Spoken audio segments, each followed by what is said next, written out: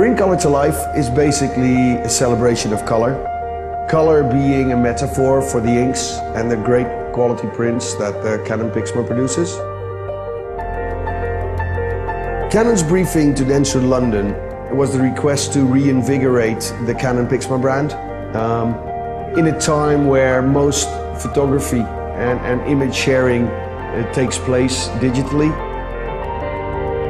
Visually, this film is sound sculptures created from paint using sound frequencies to organically design these formations, these sculptures. Because we're shooting in macro at such high speed, these sculptures become something else, something you've never really seen before. The amount of depth of field that we have is less than a millimetre of actual sharpness.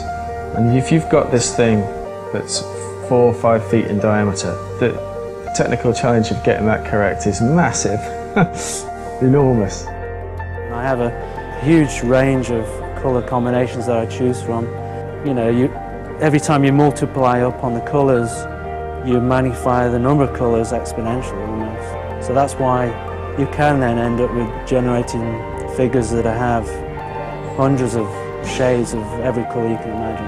And this rig, which looked very similar to a time machine or something from NASA, as we're shooting at 5,400 frames a second, the revolution on the rotating platform had to be ridiculously fast to get a sense of movement. The way it works is that we wrap a membrane around a small speaker, we place paint on top of the membrane, we put some sound through the speaker, which goes through the membrane, which hits the paint and basically makes the paint jump up.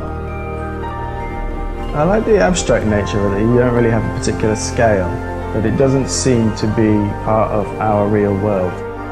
And then within a certain moment, we capture it and we got some beautiful imagery.